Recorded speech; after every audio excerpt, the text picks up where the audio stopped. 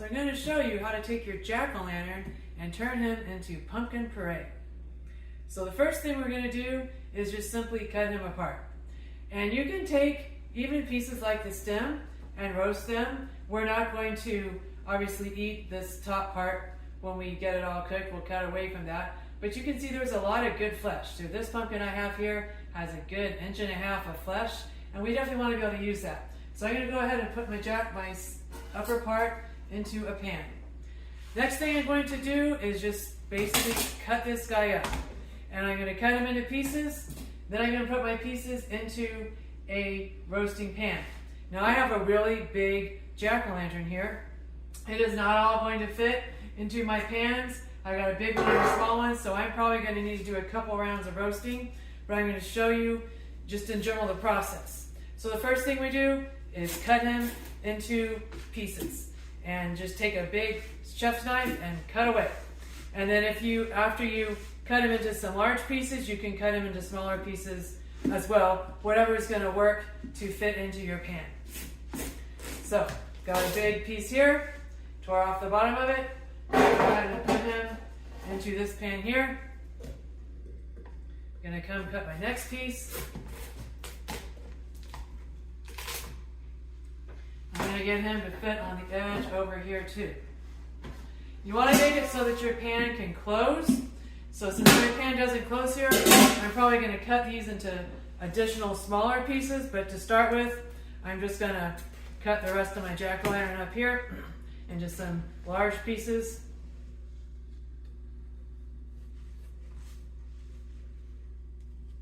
You want to be careful when you cut this.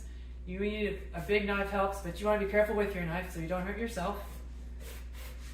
There he goes. When he gets near the bottom, I can just break him apart. So I just got one more big cut to do down here. And now he's roughly in pieces.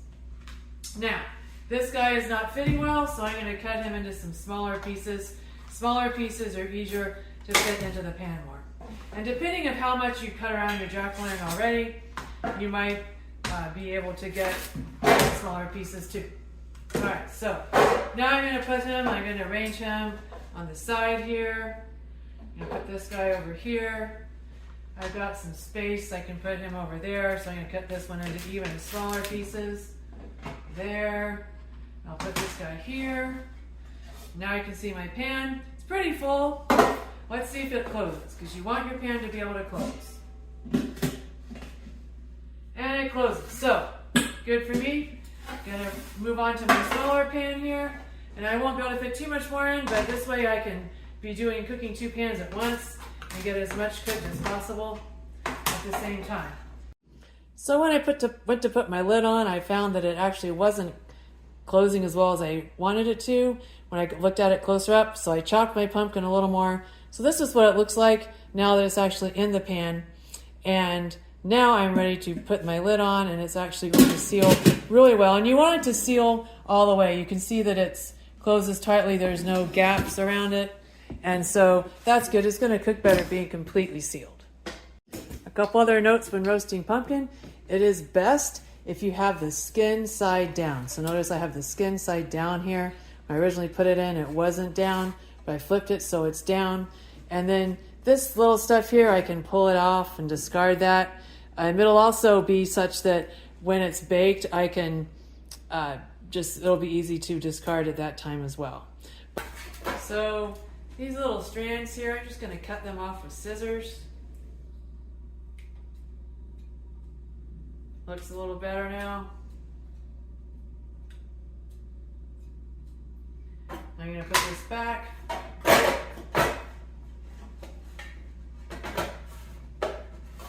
See if this guy will close well. Not perfect. Rearrange him so he closes a little better. I'm going to just cut this off a little more so it'll be easier to do. I'm going to cut some more rind off here. Now this guy's going to fit in the pan a little bit better.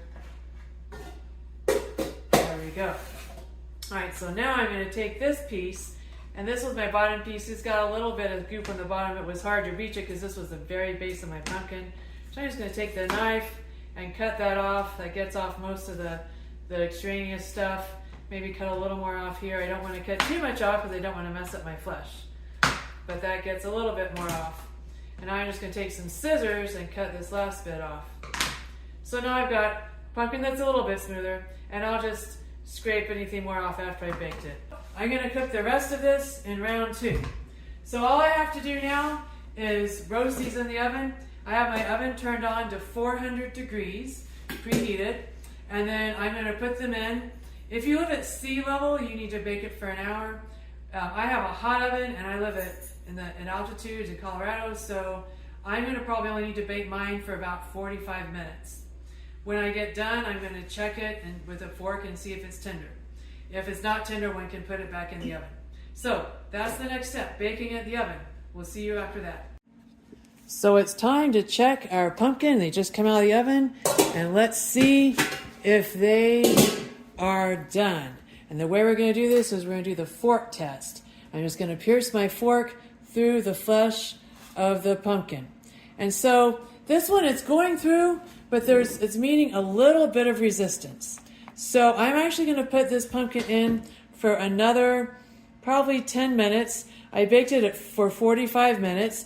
This has a really thick flesh, so a thinner pumpkin might have been able to be okay with 45 minutes, but these thick ones I'm going to do for a few more minutes. Now on this smaller pan, this piece of pumpkin here, my fork is going in a lot quicker on it, so it's probably okay. But this piece here definitely has some resistance and needs some more time. So I'm going to put this whole thing back in for another 10 minutes, which will be close to the original hour that recipes often say to do. Again, this also depends on the thickness of the pumpkin's flesh. And so even though I live at altitude, since this was such a thick piece of pumpkin, I'm still needing close to a full hour to bake this pumpkin. All right, round 2. We're going to check now and see if the extra 10 minutes in the oven made a difference for the pumpkin. So let's see. And I would say it's a little better. Oh, definitely that one went in really soft. Those are doing really well. These are still, everything is going in close enough, fast enough. The fork is going in so much easier. This one's still not quite as easy as the others, but easy enough. These are very soft over here. Let's try this side. That one's very soft. This is very soft. This one is soft enough. So I'm going to say this is good enough, and we're going to move on to the next step, which is going to be scooping them out and then putting them into the blender to get them smooth. But to do that effectively, we need to let them cool down. There's a lot of steam coming off of these guys. So I'm going to let them cool for 30 minutes, and then I'm going to scoop them out and turn them into pumpkin puree. Okay, so now it's time to take our pumpkin and scoop it and put it into the blender to get ready to finish making our pumpkin puree. So first of all, I'm going to discard some of the stuff that was on our, there was just a little bit of the innards that we didn't want, that was hard to get out earlier. And so now I'm going to just take this and scoop it and put it into the blender. That's all we have to do. You can also freeze it or put it into refrigerator without blending it, but I generally find it gets a lot smoother if you blend it. I also did an experiment this time. I did not put water in the bottom of it, and so I see there's just a little bit of brown on the side, so I'm going to put that off, and next time I'm going to put water in the bottom of my pan.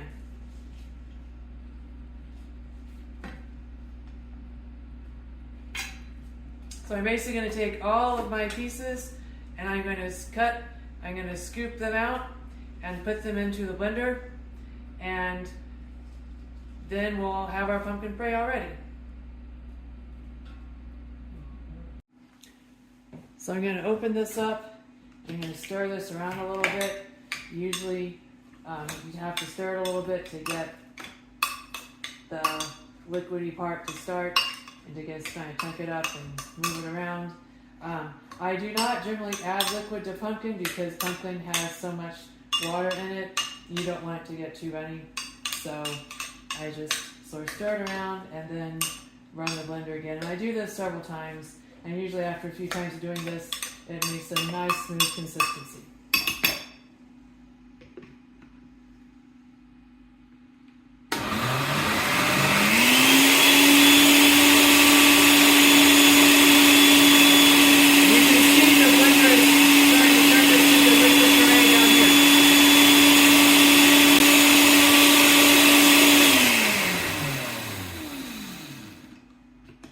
Time to take a break and stir it again.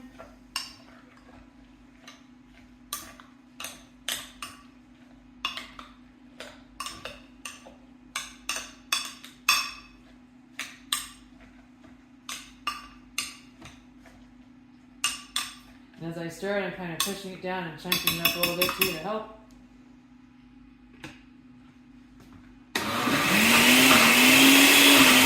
You can see it's starting to process just a little more.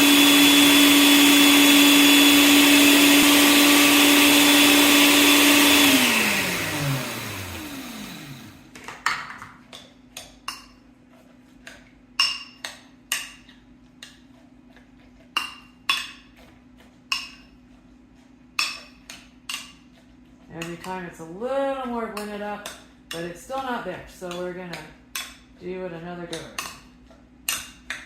Just chunking it up a little bit as I go.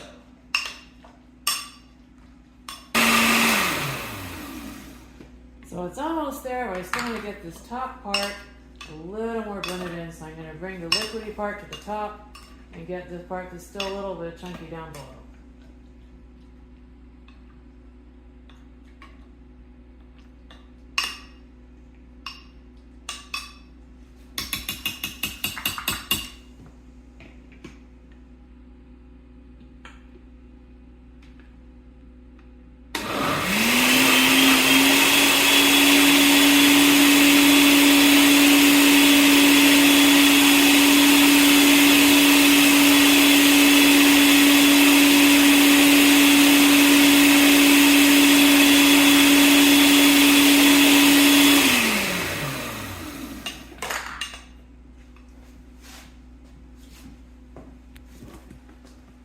And now you can see that this is a nice consistency. It's nice and smooth. I can stir it real well, stir it easily. And so this is the consistency that we want for our puree. And so the next step is I'm going to take it and I'm going to put it into a container. You want to use a freezer carton, or you can use a solid Tupperware, but you need something that can withstand the freezer, because this pumpkin has made so much puree that I'm going to need to put a bunch of it in the freezer. It can keep in the freezer for a year. I mean, in my deep freeze, it keeps a long time. It's worked out well for me. You could also just put this into a carton. If you're going to use it right away, you can put it into a refrigerator carton. That works as well, but I'm going to be freezing mine because I have so much that there's no way I can use it right away. So I'm going to be sure I put it into a sturdy container that can go in the freezer. I'm just going to pour this out of the blender into my carton. Switch hands here to me so I can see it better. You want to scoop all the stuff out of the inside inner part of the blender here.